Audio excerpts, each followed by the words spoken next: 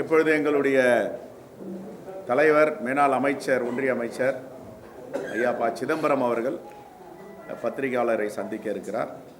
இப்பொழுது அவர் தொடங்குவார். வணக்கம். தமிழ்நாட்டில் நாடாளுமன்ற தேர்தலிலே திராவிட முன்னேற்றக் கழகத்தின் தலைமையிலே காங்கிரஸ் கட்சி, இந்திய கம்யூனிஸ்ட் கட்சி, மார்க்சிஸ்ட் கம்யூனிஸ்ட் கட்சி, விடுதலை சிறுத்தைகள், மறுமலர்ச்சி திராவிட முன்னேற்றக் கழகம், கொங்கு நாடு கட்சி, ஏனைய கட்சிகள் இணைந்து அமைத்த கூட்டணி 39க்கு 39 இடங்கள், புதுச்சேரியை சேர்த்து 40ற்கு 40 இடங்கள் வெற்றி பெற்றதற்காக தமிழ்நாடு புதுச்சேரி மக்களுக்கு எங்களுடைய நன்றியை நாங்கள் அடக்கத்தோடு தெரிவித்துக் கொள்கிறோம். தமிழ்நாடு மக்கள் திராவிட முன்னேற்றக் கழக காங்கிரஸ் கூட்டணிக்கு மிகப்பெரிய வெற்றியை தந்து இந்தியா கூட்டணியிலேயே தமிழ்நாடு ஒன்றுதான் 100க்கு 100 என்ற மதிப்பெண்ணை பெற்றிருக்கிறது என்பது நமக்கு சிறப்பான பெருமை. அதற்கு தமிழக மக்களுக்கு, புதுச்சேரி மக்களுக்கு நன்றியை தெரிவித்துக் கொள்கிறோம். அகில இந்திய அளவில் இந்த கூட்டணி ஏறத்தாழ 234 இடங்களை பெற்றிருக்கிறது.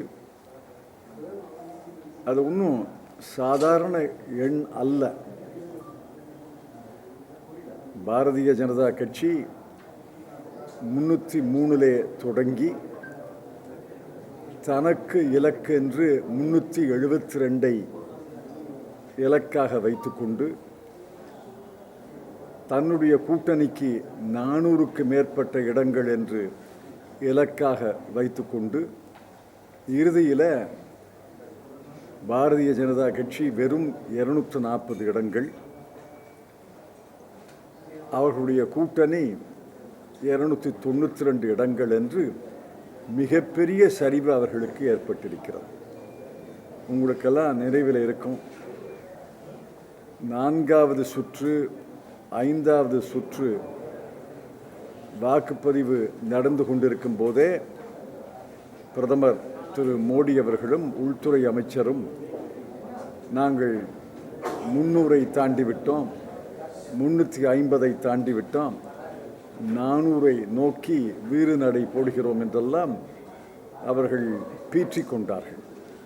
அவையெல்லாம் எந்த அளவுக்கு பொய்யான பிரச்சாரம் என்பது இப்பொழுது அப்பட்டமாகிவிட்டது. இதைவிட பொய்யான பிரச்சாரம் என்பது இந்த எக்ஸிட் போல். உங்கள் தொலைக்காட்சி, தமிழ் தொலைக்காட்சிகள் எதுவும் அதை போடலைன்னு நான் நம்புகிறேன். ஆனால் இவையெல்லாம் தயாரிக்கப்பட்ட எக்ஸிட் போல் கருத்து கணிப்புகள். நானும் வாக்குப்பதிவு அன்று பல இடங்களுக்கு, பல வாக்குச்சாவடிகளுக்கு சென்றேன். எங்களுடைய நண்பர்களும் சென்றார்கள். எந்த வாக்குச்சாவடியிலையும் எந்த கருத்து கணிப்பாளர்களோ வெளியில் நின்று வெளியில் வர்ற வாக்காளரை கேட்டு கருத்து கேட்டதாக எந்த செய்தியும் கிடையாது, எந்த பத்திரிகை செய்தியும் கிடையாது, எந்த தொலைக்காட்சி செய்தியும் கிடையாது. இருந்தாலும் திடீரென்று நாங்கள் இத்தனை லட்சம் பேரிடம் கருத்து கணிப்பு செய்தோம், அப்படின்னு சொல்லி 350 400 என்று கடைசியில் எல்லாத்தையும் சேர்த்து பார்த்தா அந்த 350 நிற்கிறாங்க. எப்படி எல்லாரும் இந்த 350 என்ற எண்ணுக்கு வர முடிந்தது?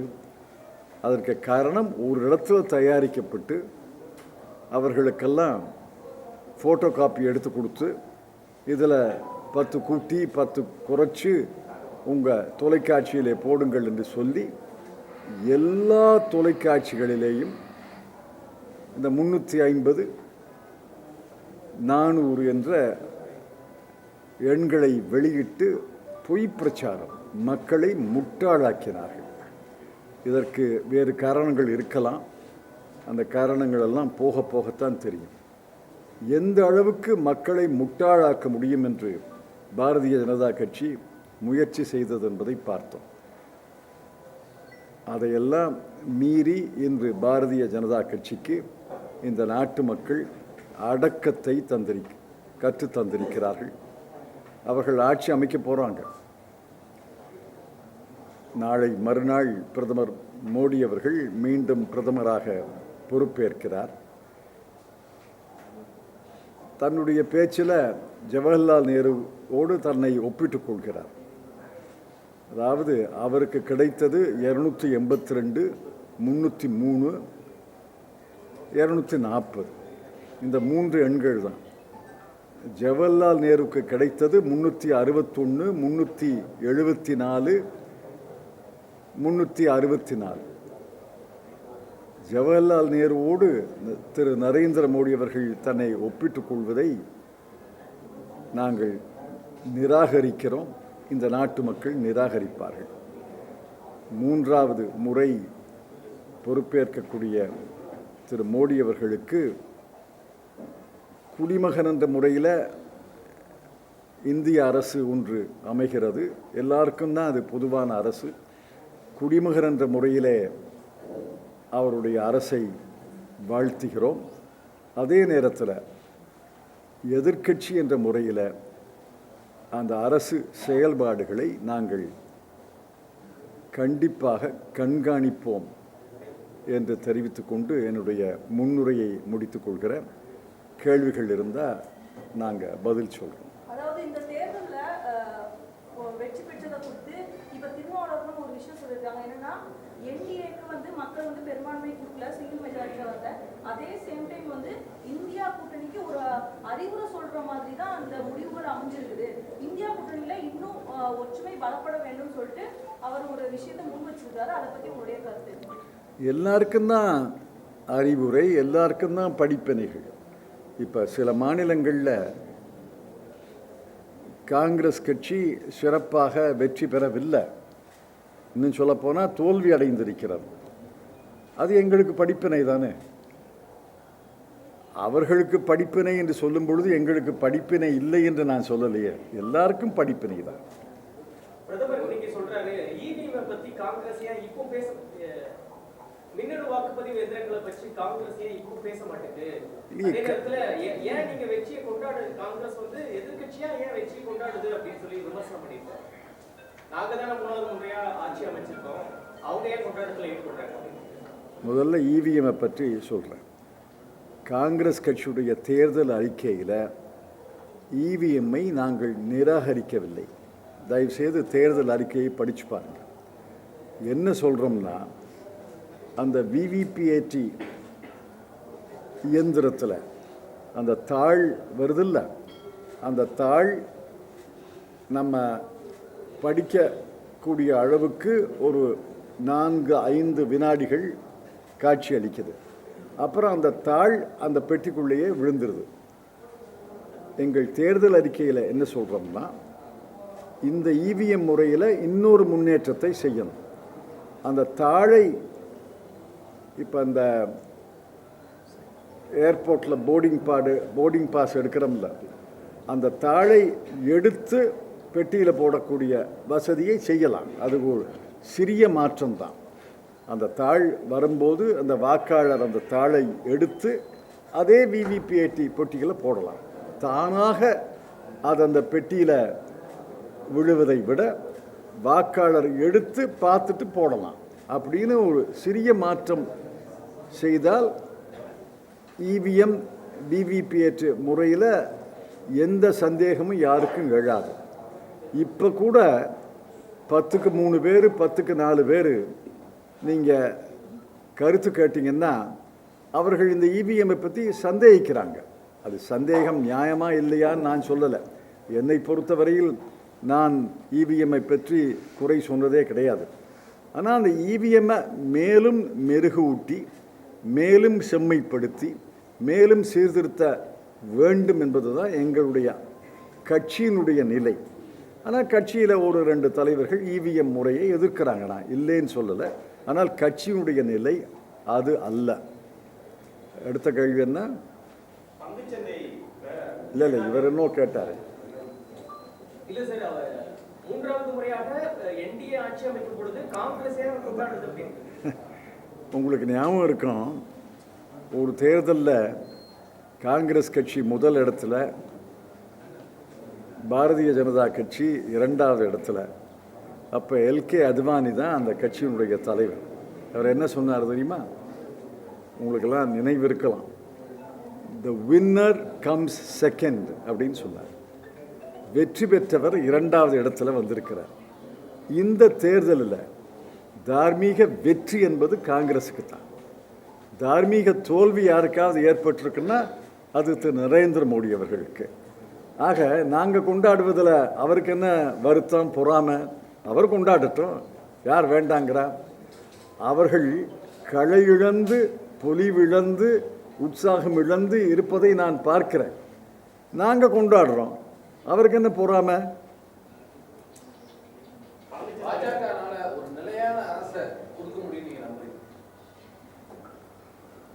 அது திரு மோடி அவர்கள் தான் பதில் சொல்லணும் அதுக்கு. ஏன்னா திரு மோடி அவர்கள் தான் குஜராத் முதலமைச்சராக 12 ஆண்டுகள் இருந்தபோது, இந்திய பிரதமராக 10 ஆண்டுகள் இருந்தபோது, அவர் ஒரு மனித ஆட்சி, 1 person government, ஒரு மனித ஆட்சியை நடத்தித்தான் அவருக்கு பழக்கம். இந்த ஒரு மனித ஆட்சி என்பது இப்பொழுது கூட்டணி அரசாக அமைக்க வேண்டிய கட்டாயம் அவருக்கு இருக்கு. அது நிலையான ஆட்சியா இருக்குமா இல்லையா என்பதை அவர் சொல்லலாம், அல்லது காலம் சொல்லும். நான் சொல்ல முடியாது, நீங்களும் சொல்ல முடியாது.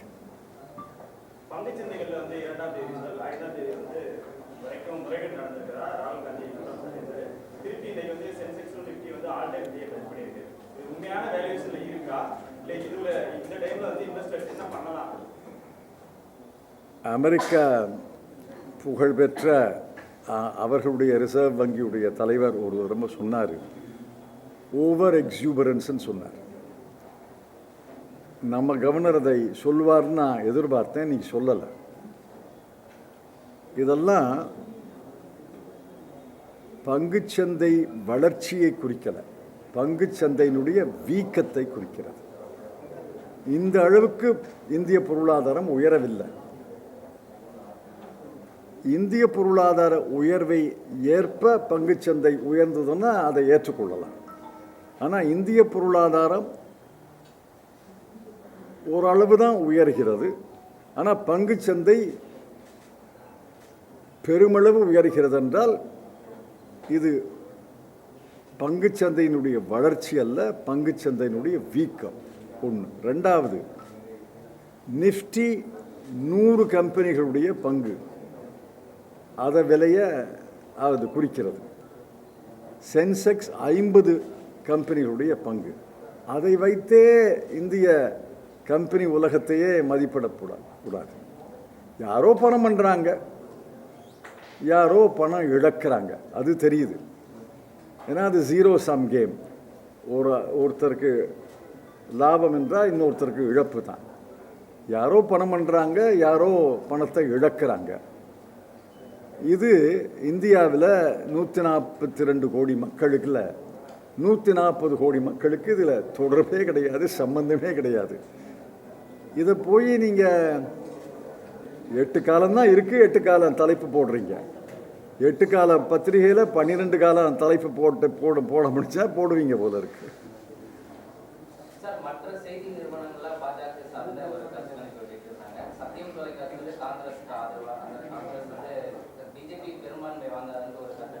நீங்கள் சொல்கிறது புரியல எனக்கு. என்ன சொல்கிறீங்க? மற்ற செய்தி நிறுவனங்கள்ல பாஜக வந்து 300 இடத்துக்கு மேல வந்து சீட்டு வாங்க சொல்லியிருந்தாங்க. சத்தியம் தொலைக்காட்சி வந்து பிஜேபி வந்து பெரும்பான்மை வாங்காதுன்னு ஒரு கருத்து. தெரியலையா? நான் பார்க்கல, தெரியாது. இன்னைக்கு என்டிஏ கூட்டத்துல அரசியல் சாசன புத்தகத்தை வழங்கி பிரதமர் நரேந்திர மோடி அந்த கூட்டத்துல கலந்துக்கிறாரு. இந்த நிகழ்வை எப்படி பாருங்க? அவருடைய செயல்பாடு அரசியல் சாசன புத்தகத்தை வழங்குறாரு, கும்பிட்டுருக்காரு. அரசியல் சாசனம் நான் பார்த்தேன். அரசியல் சாசனத்தை வணங்குவதை நான் வரவேற்கிறேன். அரசியல் சாசனத்தை வணங்கிவிட்டு அரசியல் சாசனத்தை குலைக்காமல், குலைக்க விடாமல் இந்திய மக்கள் ஒரு பாதுகாப்பு அரணாக இந்தியா கூட்டணிக்கு 240 இடங்களை தந்திருக்கிறார்கள். இது மக்களுடைய தற்காப்பு செயல், செல்ஃப் டிஃபென்ஸ். தங்களுடைய அரசியல் சாசனத்தை பாதுகாத்துக் கொள்வதற்காக மக்கள் 240 இடங்களை இந்தியா கூட்டணிக்கு தந்திருக்கிறார்கள். அதனால் இனிமே அரசியல் சாசனத்தை வணங்காமல் என்ன செய்கிறது? வணங்கும்போது என்ன மனசுக்குள்ள நினைச்சாருன்னு அவரை தான் சொல்லணும். பாஜகவின் மீது முக்கியமா வைக்கக்கூடிய பிரதானமான குற்றச்சாட்டுல ஒண்ணு, காங்கிரஸ் போன்ற கட்சிகள் வந்து மதங்களை வைத்து மக்களை வந்து பிரிக்கிறாங்கன்னு சொல்லிட்டு, இப்ப மோடி அலைங்கிறது நம்ம அவ்வளவு பார்க்க முடியல. அதே நேரம் வந்து சிங்கிள் மெஜாரிட்டி கிடையாது. இது மாதிரியான விஷயங்கள் வருங்காலத்துல குறையும் நினைக்கிறீங்க? இல்லைன்னா இது மாதிரி விஷயங்கள் செய்யறதுக்கு பயப்படுவாங்கன்னு நீங்க நினைக்கிறீங்களா? தெரியலையே. திரு மோடி அவர்கள் அவருடைய உளவியல் மனநிலையெல்லாம் நான் ஆராயக்கூடிய அளவுக்கு நான் அந்த துறையில் ஒன்றும் நிபுணர் அல்ல. ஆனால் அவருடைய கடந்த கால ஆட்சி, குஜராத்தில் இந்தியாவில் ஆட்சி என்பது அவர் தான் பிடிச்ச முயலுக்கு 3 கால்னு சாதிக்கிறவர். அதாவது ஒன்று சொல்கிறேன், மணிப்பூரில் ஓராண்டுக்கு மேலாக மிகப்பெரிய உள்நாட்டு கலவரம் நடைபெறுகிறது. பல 100 பேர் உயிர் இழந்திருக்கிறார்கள். ஏறத்தாழ 40,000 சொல்கிறாங்க, 70,000 சொல்கிறாங்க. இன்னும் உள்நாட்டு அகதிகளாக அகதிகள் முகாமில் இருக்காங்க. அவர்களுக்கு இருக்க இடம் கிடையாது, போதுமான உணவு கிடையாது, சுகாதார வசதி கிடையாது, மருத்துவ வசதி கிடையாது. குழந்தைகள் பிறக்கிறாங்க, இறக்குறாங்க. அதாவது ஒரு 21வது நூற்றாண்டில் 2024ஆம் ஆண்டு ஒரு நாகரிக நாட்டில் இது மிகப்பெரிய களங்கம், மிகப்பெரிய களங்கம். இந்த களங்கத்தை துடைப்பதற்கு, ஏற்பட்ட தவறுகளுக்கு வருத்தம் தெரிவதற்கு, அந்த மக்களுக்கு ஆறுதல் சொல்வதற்கு இத்தனை முறை எல்லா மாநிலங்களுக்கும் செல்லக்கூடிய ஒரு பிரதமர் மணிப்பூருக்கு ஒரு முறை கூட போலையே. அங்கே ஒரு மோசமான அரசு நடைபெறுகிறது. அந்த அரசு அமைச்சர்களெல்லாம் அவர்கள் வீடை தாண்டி 2 கிலோமீட்டர் கூட போக முடியாது. அந்த 2 கிலோமீட்டர் வட்டத்துக்குள்ளேயே அமைச்சர்கள்லாம் இருக்காங்க. 2 இடங்கள் மணிப்பூரில், இன்னர் மணிப்பூர், அவுட்டர் மணிப்பூர், 2 இடங்களிலையும் காங்கிரஸ் கட்சி வெற்றி பெற்றிருக்கிறது. 2 இடங்களிலேயும் காங்கிரஸ் கட்சி வெற்றி பெற்றிருக்கிறது. ஆக அவருடைய உளவியல், அவருடைய மனநிலையை இதிலிருந்தே புரிந்து கொள்ளலாம். மக்கள் இவ்வளவு துன்பப்படுகிறார்கள், இவ்வளவு சோதனைக்கு ஆளாகி இருக்கிறார்கள். அதை பற்றி ஒரு கலக்கமே இல்லையே. இந்தியா கூட்டணி ஒருவேளை சில ஆண்டுகளுக்கு முன்போ சில மாதங்களுக்கு முன்போ ஒருங்கிணைக்கப்பட்டிருந்தால் ஆட்சி மாற்றம் நடக்கும். அது எப்படி சொல்ல முடியும்? இதெல்லாம் தமிழில் ஹைப்போதெட்டிக்கலுக்கு எப்படி பதில் சொல்கிறது? டைம் மிஷின்லையா பின்னாடி போக முடியும்? அதெல்லாம் காலம் தாழ்ந்து கூட்டணி அமைக்கப்பட்டதா? அதெல்லாம் சயின்ஸ் ஃபிக்ஷன். காலம் தாழ்ந்து கூட்டணி அமைக்கப்பட்டிருக்கு. கூட்டணி அமைப்பது என்பது ஏதோ கூட்டுக்கறி பண்ணுற மாதிரி நினைக்கிறீங்க. கூட்டணி அமைப்பது என்பது எளிதானதல்ல. ஒவ்வொரு மாநிலத்திலையும் பல கட்சிகள் இருக்கிறாங்க. இங்கே பாரதிய ஜனதா கட்சி, காங்கிரஸ் கட்சியை தவிர மற்ற எல்லாமே ஏறத்தாழ மாநில கட்சிகள் தான். பக்கத்து மாநிலத்தில் சுவடு இருக்கலாமே ஒழிய மாநில கட்சிகள் தான். இந்த மாநில கட்சிகளுக்கு அவர்களுக்கென்று ஒரு கொள்கை இருக்கிறது, அவர்களுக்கென்று ஒரு வரலாறு இருக்கிறது, போற்றக்கூடிய வரலாறு, போற்றக்கூடிய கொள்கை தான். எல்லா மாநில கட்சிகளையும் இணைத்து ஒரு கூட்டணி அமைப்பது என்பது எளிதான காரியம் அல்ல. ஒரு கூட்டணி அரசை நடத்துவது என்பது அதைவிட சிரமமான காரியம். அந்த அனுபவம் காங்கிரஸுக்கு இருக்கிறது. நாளை திரு மோடி அவர்களுக்கு அந்த அனுபவம் தொடங்க போகிறது. எப்படி சமாளிக்கிறார்னு பார்ப்போம். இந்தியா கூட்டணியிலேயுமே கேரளாவில் தான் கம்யூனிஸ்டுகளோ காங்கிரஸ்ல எதிர்முனையில் இருந்து போட்டிட்டாங்க. தமிழ்நாட்டில் கூட்டணி இருக்கு. ஸோ ஒருவேளை வந்து அந்த இடர்பாடுகளை வந்து கலைஞ்சிருந்தா இன்னும் அதிகமான இடங்கள் பெற்று க்ளோஸ் கால் வந்திருக்குமோ? ஒருவேளை சந்திரபாபு நாயுடு இவங்களோ இந்தியா கூட்டணி சைடு வந்து காங்கிரஸ் ஆட்சி அமைப்பதற்கான ஒரு சூழல் உருவாகி அதெல்லாம் நம்ம கட்டுப்பட்டு காங்கிரஸ் வந்து ஒரு இடர்பாடு கிடையாது. அந்தந்த மாநிலத்துக்கு ஏற்ற சூழ்நிலையில் தான் கூட்டணி அமைக்க முடியும். இப்போ ஆந்திராவில் காங்கிரஸ் கட்சி கூட்டணி அமைக்க விரும்புகிறதுன்னு சொன்னால் யாரோடு அமைக்கிறது? ஒய்ஆர்எஸ்சிபி கட்சியும் எங்களோட கூட்டணிக்கு வராது, தெலுங்கு தேசமும் வராது. யாரோட கூட்டணி அமைப்பது? அதனால் அந்தந்த மாநில சூழ்நிலைகளுக்கு ஏற்ப தான் கூட்டணி அமைக்க முடியும். கூட்டணி அமைப்பதை ஏதோ ரொம்ப எளிதான காரியமாக நினைக்கிறீங்க. அப்படியெல்லாம் எளிதான காரியம் அல்ல. கூட்டணி அமைப்பதும் கடினமான காரியம், சிக்கலான காரியம். கூட்டணி அரசு நடத்துவதும் சிக்கலான காரியம். தமிழ்நாட்டில் 39 தொகுதியில் வெற்றி பெற்றார். ஒரு 7% வாக்கு வந்து திமுக கூட்டணிக்கு குறைஞ்சிருக்கு. அதே நேரத்தில் பாஜக கூட்டணியோட வாக்கு சதவீதம் இதெல்லாம் மேலெழுந்த வாரியான இதெல்லாம் மேலெழுந்த வாரியான பார்வை. இன்னைக்கு ஒரு பத்திரிகையில் பார்த்தேன், பாரதிய ஜனதா கட்சிக்கு இத்தனை சதவீதம், 11% வரும். காங்கிரஸ் கட்சிக்கு 8%ன்னு போடுறாங்க. என்ன ஒரு பள்ளிக்கூட கணக்கு ஆசிரியரே இதனுடைய பொய்மையை சொல்லிடுறாரு. 9 இடங்களிலே போட்டியிட்டு இத்தனை சதவீதம், 21 இடங்களிலே போட்டியிட்டு இத்தனை சதவீதம்னா ஒப்பிடவா முடியும்? 9ஐயும் 21ஐயும் முதல்ல சமப்படுத்தணும். சமப்படுத்திட்டு தான் ஒப்பீடு. அதை சமப்படுத்தாமல் ஒப்பீடுங்க என்பது அதாவது லாஜிக்கல், தத்துவ ரீதியாக பிழை. அந்த பிழையை மறுபடியும் சொல்கிறீங்க. 7% குறைஞ்சிருக்கிறது. 7 அவருக்கு கணக்கு தெரியும்னு நான் ஒப்புக்கொள்ளலையே. உங்களுக்கு கணக்கு தெரியும்னு நினைக்கிறேன். அவருக்கு கணக்கு தெரியும்னு நான் சொல்லலையே. அதனால் பாரதிய ஜனதா கட்சி அதிமுக கூட்டணி சேர்ந்திருந்தால் ஒருத்தருக்கு ஒருத்தர் ஓட்டு டிரான்ஸ்ஃபர் ஆகாது. 2019 தான் பார்த்தோம். ஆக அவர்களுடைய ஓட்டு குறையும். 2+2 4 அல்ல. அரசியலில் 2+2 பல நேரங்களில் 3 ஆகும். தனித்தனியாக நிற்கும் போது அவரவர்கள் ஓட்டுகளை வாங்கிக்கிறாங்க. அதனால சதவீதம் குறைந்த மாதிரி தெரியும். 2 பேரும் நிற்கட்டுமே சேர்ந்து. அப்போ திராவிட முன்னேற்ற கழகம் வெல்லுதா, கூட்டணி வெல்லுதா இல்லையான்னு பார்த்துருவோம். பிரதமர் நரேந்திர மோடி என்டிஏக்கு ஒரு புதிய வட்டத்தை கொடுத்திருக்காரு. புதுமை, வளர்ச்சி, லட்சியம் அப்படிங்கிற மாதிரி சொல்லியிருக்காரு. அவர் ஆரம்பத்தில் அக்ரோனிம்னு சொல்லுவாங்க ஆங்கிலத்தில். இந்த எழுத்துக்களை எல்லாம் கூட்டி அதுக்கு பேர் வைக்கிறது. அது ஏறத்தாழ 100 அடைமொழிகளை உருவாக்கியிருக்காரு. எங்கே ஆரம்பித்தார்? அச்சே தின் ஆனே வாலே ஹைன்னு ஆரம்பித்தார். இப்போ யார் சொல்கிறா? அச்சே தின்.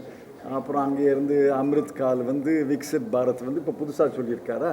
இதுக்கெல்லாம் 1 மாத காலம்தான். இதெல்லாம் ஆயுசு 1 மாத காலம்தான். எல்லாம் அற்பாயுசு இந்த புனைவுகள் எல்லாம் அற்பாயுசு. காங்கிரஸ் மீது வைக்கப்பட்ட பல்வேறு விமர்சனங்களுக்கு பதிலடி கொடுக்கும் விதமா இன்னைக்கு ஏராளமான மக்கள் உங்களுக்கு வாக்கு செலுத்திருக்காங்க. காங்கிரஸோட பொறுப்பு இன்னும் வருங்காலத்துல எந்த அளவுக்கு அதிகபட்சமா இருக்கிறதுக்கு நீங்க முயற்சி பண்றீங்க, இல்லைன்னா நமக்கு எந்த அளவுக்கு பொறுப்பு இருக்குதுங்கிறத இப்போ இன்னும் உணர்றீங்க காங்கிரஸ்? காங்கிரஸ் கட்சி வரலாறு என்பது 1885 தொடங்குது. அதுக்கு என்னமோ வரலாறு முடியும்னு நினைக்காதீங்க. இந்தியா இருக்கிற வரைக்கும் இந்திய தேசிய காங்கிரஸ் இருக்கும், அதில் ஒன்றும் சந்தேகமே வேண்டாம். இந்தியா இருக்கும் வரை இந்திய தேசிய காங்கிரஸ் இருக்கும்.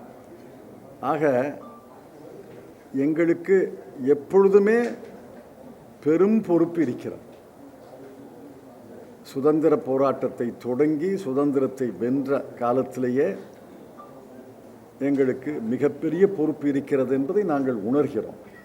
சில நேரங்களில் இந்த பொறுப்புகளை ஒழுங்காக நாங்கள் நிர்வகிக்கிறோம், சில நேரங்களில் பொறுப்பை சரியாக நிர்வகிக்கவில்லை. எதிர்காலத்திலையும், கடந்த காலத்தில், நிகழ்காலத்தில், எதிர்காலத்தில் இந்திய நலனுக்காக பொறுப்பு நம்மை சார்ந்தது என்று உணர்ந்து தான் காங்கிரஸ் என்றுமே செயல்படும் என்பதை நான் அழுத்தம் திருத்தமாக சொல்ல விரும்புகிறேன். சார், இந்தியா கூட்டணி தோல்விக்கான காரணங்கள் என்னென்ன பார்க்குறீங்க? இந்த தோல்விக்கான காரணம் நீங்கள் தான் தோல்வின்னு சொல்கிறீங்க, நாங்கள் வெற்றின்னு சொல்கிறோம். இன்னும் வெற்றி அடைஞ்சிருக்க வேண்டும். அந்த இப்போ ஒலிம்பிக் ஓட்டப்பந்தயத்தில் தங்கப்பதக்கம், வெள்ளிப்பதக்கம், வெண்கலப் பதக்கம், 3 பேரையும் மெடலிஸ்ட்டுன்னு தான் சொல்லுவாங்க, ஒலிம்பிக் மெடலிஸ்ட்டுன்னு. நாங்கள் தங்கப்பதத்துக்கு முயற்சி செய்தோம், வெள்ளிப்பதக்கம் கிடைத்திருக்கிறது. அதுக்காக இது கடைசியாக ஓட்டம் இல்லையே, அடுத்த ஒரு ஓட்டம் வருமில்ல. நாங்கள் வெற்றின்னு நினைக்கிறோம். நீங்கள் ஏன் அதை வெற்றி வாய்ப்பை இழந்ததாக? நாங்கள் மகிழ்ச்சியாக இருக்கிறோம். இன்னும் நல்லா செஞ்சுருக்கலாமேங்கிற ஒரு ஆதங்கம் தான். அவர் தான், அவங்க கட்சி தான் அழுது வடிகிறாங்க. ராகுலோட யாத்திரை உங்களோட வெற்றிக்கு எந்த அளவுக்கு பலன் அளிச்சது? பெரும் பயன் அடிச்சிருக்கு, அதுவும் சந்தேகமே கிடையாது. நீங்கள் இல்லைன்னா ஓய்ந்திருந்த காங்கிரஸ் தொண்டர்கள், ஒதுங்கியிருந்த காங்கிரஸ் தொண்டர்கள், ஒதுங்கியிருந்த காங்கிரஸ் மூத்தவர்களெல்லாம் களத்துக்கு வந்திருக்காங்கன்னா அதற்கு அவருடைய யாத்திரை மிகப்பெரிய பங்காற்றி இருக்கிறது என்று தான் நான் நம்புகிறேன். இந்தியா கூட்டணி ஆங்கிலத்தில் யாராவது கேள்வி கேட்குறீங்களா? இது எனி ஒன் இன் இங்கிலீஷ்? கடைசியில் கேட்பாங்க. இல்லை இல்லை, இப்போ கேட்டுருங்க. It is won't end.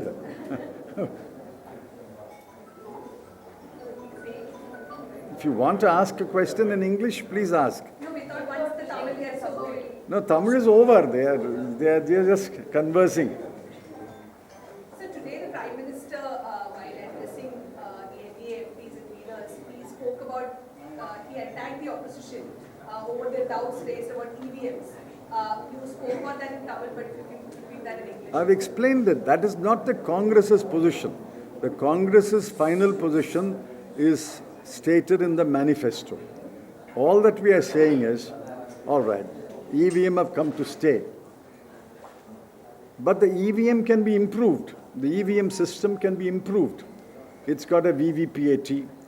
It's because of our struggle, our petitions, that 5 VVPAT machines are matched with the EVM count. We are asking for more. That is pending in court. But we have suggested a minor modification, that the EVM generates a electronic slip. That is electronic for us, but it's a hard copy slip. That slip goes into a box called VVPAT box.